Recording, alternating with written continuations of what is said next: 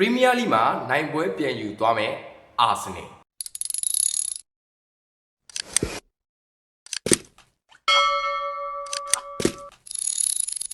အားလုံးပဲမင်္ဂလာပါ Forever Ghana Facebook နဲ့ TR YouTube channel တို့ကနေကြိုဆိုပါတယ် TikTok ညီကိုတွေအားလုံးလည်းမင်္ဂလာပါဗျာကျွန်တော်တို့ဒီကနေ့မနက်မှာအာဆင်နယ်အသင်းနဲ့ပတ်သက်တဲ့သတင်းအကြောင်းအရာလေးနဲ့တော့ဆွေးနွေးသုံးသပ်ကြအောင်ပါအရင်ဆုံးအနေနဲ့ကျွန်တော်တို့အာဆင်နယ်အသင်းကဒီကနေ့ညမြန်မာစံတော်ချိန်2နာရီခွဲမှာဒါတနင်္ဂနွေနေ့မနက်ပိုင်းမှာပေါ့လေဒါရှင်ပြိုင်ကစားမဲ့ Premier League ပွဲစဉ်နဲ့ပတ်သက်ပြီးတော့ဒါ Mikel Arteta ကလည်းဒါမနေ့ကဆိုရင်ဒါအကျိုးသတင်းသာရှင်းလင်းပွဲတွေပြုလုပ်ပြီးဒီပွဲစဉ်မှာပြန်လဲပါဝင်လာနိုင်တဲ့ကစားသမားအကြောင်းတွေလည်းပြောပြီးသွားပြီဒါဒီနေရာမှာဒါချန်ရှိနေသေးတဲ့ချို့သတင်းအကြောင်းအရာလေးတွေကိုကျွန်တော်ညီကိုတို့နည်းနည်းဆွေးနွေးသုံးသပ်ပေးသွားခြင်းနဲ့ဒီကနေ့ညမှာအာဆင်နယ်အသင်းတို့ဒါ Wood ကိုဘယ်လိုရှင်ပြိုင်ကစားသွားမလဲအာဆင်နယ်နဲ့ Wood ရဲ့တွေ့ဆုံထားတဲ့နောက်ဆုံး၅ပွဲမှာဘယ်လိုအခြေအနေတွေရှိနေလဲကျွန်တော်တို့ကြည့်ကြည့်အောင်ပါအရင်ဆုံးအနေနဲ့ကျွန်တော်အာဆင်နယ်အသင်းကဒါဒီကနေ့ညရှင်ပြိုင်ကစားမဲ့ Wood နဲ့ပွဲစဉ်မှာဒါဒီပွဲကအာဆင်နယ်တင်းတွက်တေချာပေါက်နိုင်ပွဲဆိုတာမျိုးဒါကြောင့်ပြည်သက်တွေရင်ထဲမှာခံစားမိနေလိမ့်မယ်လို့ကျွန်တော်အနေနဲ့ထင်တယ်။ဘာကြောင့်လဲဆိုလို့ရှိရင်ဒီယာဒီမှာ Wood ရဲ့စွမ်းဆောင်ရည်ကဒ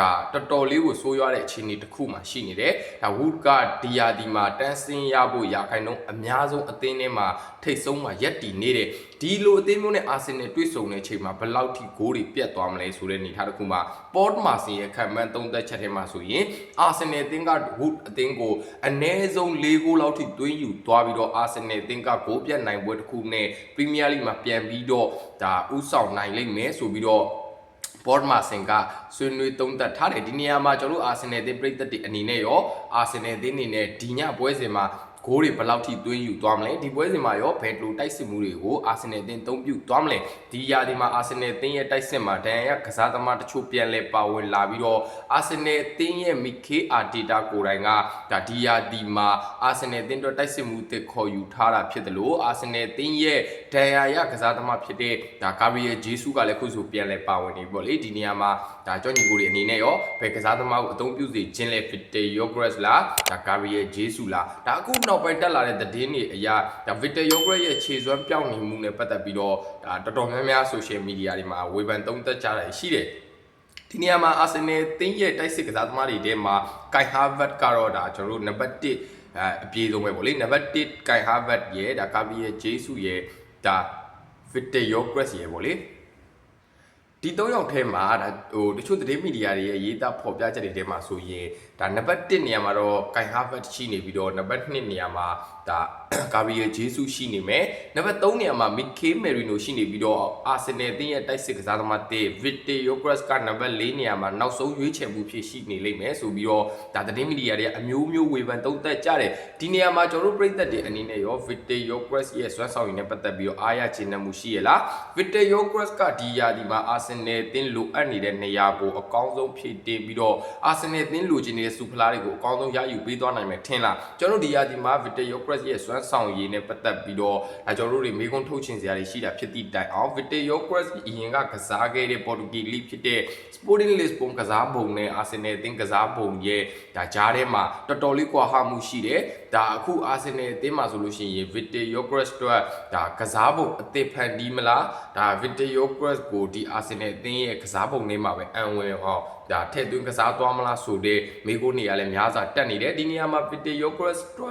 ဒါအာဆင်နယ်အသင်းတစ်သင်းလုံးရဲ့ form ပြောင်းပြီးတော့ Victor Yogres တို့ကစားကွက်တစ်ခုဖန်တီးဖို့ကတော့မဖြစ်နိုင်တဲ့လောက်နေတယ်ဒါအာဆင်နယ်အသင်းရဲ့ကစားကွက်ထဲမှာပဲ Victor Yogres အံဝင်လာဖို့ကိုကျုံပြိသက်တွေစောင့်ဆိုင်သွားဖို့ရှိတယ်လို့ကျွန်တော်အနေနဲ့ကတော့မြင်မိတယ်ဒီနေရာမှာကျွန်တော်တိုက်စစ်မှုတွေဒါများစွာရှိတဲ့နေရာမှာအခုလက်ရှိ3လို့အစဉ်ပြေဆုံးတိုက်စစ်မှု3ယောက်က Mikel Merino, Gabriel Jesus နဲ့ Victor Yogres ဒီ3ယောက်ထဲကကျွန်တော်ညီကိုတွေဆိုရင်ရောဘယ်ကစားသမားကိုရွေးချယ်သွားမယ်ထင်လေMikel Arteta အနေနဲ့ Gabriel Jesus ကိုပဲအသုံးပြုသွားမယ်ထင်လားပြီးခဲ့တဲ့ပွဲစဉ်မှာ28မိနစ်လောက်ပဲဝင်ကစားလိုက်ရတဲ့ Gabriel Jesus ရဲ့လုံနိုင်စွမ်းကိုဒီပွဲစဉ်မှာ Mikel Arteta အကောင်းဆုံးအသုံးချသွားမလားဒါမှမဟုတ်ရင်ဒါ box ထဲမှာတိုးအားယုံအားအကောင်းလုံးနဲ့ Victor Yogres ကိုပဲအသုံးပြုသွားမလားဒီနေ့ပွဲစဉ်မှာကျွန်တော်တို့အသင်းတွက်နောက်တန်းမှာမပါဝင်လာနိုင်တဲ့ကစားသမားတွေအဖြစ်ဒါအခုဆိုရင်သတင်းတွေတက်နေတယ် William Saliba ကပါဝင်လာမှာမဟုတ်သေးဘူးဆိုတဲ့သတင်းတွေကတောက်လျှောက်တက်နေတယ်လို့ Declan Rice ကလည်းအနားယူသွားရမယ်ဒီနေရာမှာမနေ့က